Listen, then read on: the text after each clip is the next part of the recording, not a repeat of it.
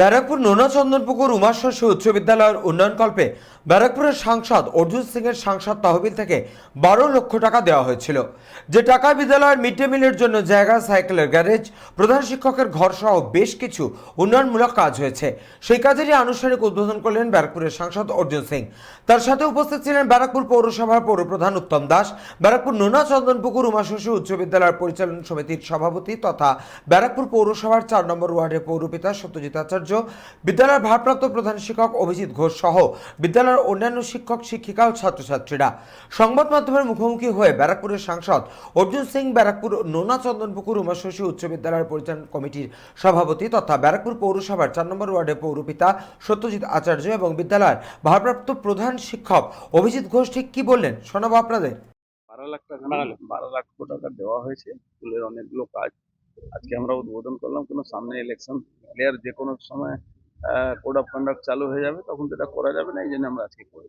School English মিডিয়ামেও ভালো ভালো school শুনেছি, খুব ভালো স্কুল, ভালো দেখুন আমাদের এই স্কুল উমাশশী সরকারি স্কুল, উমাশশী হাই স্কুল, এইটা সম্প্রতি আমরা ইংলিশ মিডিয়াম চালু করেছি এবং এটা আমি অত্যন্ত গর্ব করে বলতে পারি যে ব্যারাকপুর সাব ডিভিশনের মধ্যে যতগুলো সরকারি স্কুল আছে তার মধ্যে উমাশশী স্কুল সর্বাপেক্ষা উৎকৃষ্ট স্কুল এবং এর দিনে দিনে যা পারফরমেন্স হচ্ছে সেটা আশাতীত।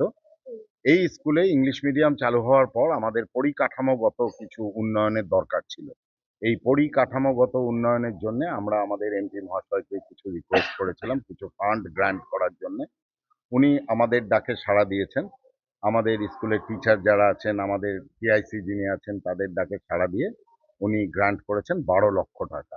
সেই 12 লক্ষ টাকায় আমরা সাংসদ তহবিলের টাকায় আমরা এই ডেভেলপমেন্ট করেছি। আমাদের হেডমাস্টার মহাশয়ের যে ঘর সেটা তৈরি করা হয়েছে, মিড ডে মিলের আপনারা এই পেছনে, আপনার পেছনেই রয়েছে, এই ক্যাম্পাসটা ঠিক করা হয়েছে এবং আরো কিছু কিছু উন্নয়নের কাজে আমরা হাত দিয়েছি। আমি আশা করি আমরা খুব দ্রুত উন্নয়নের পথে এগোবো।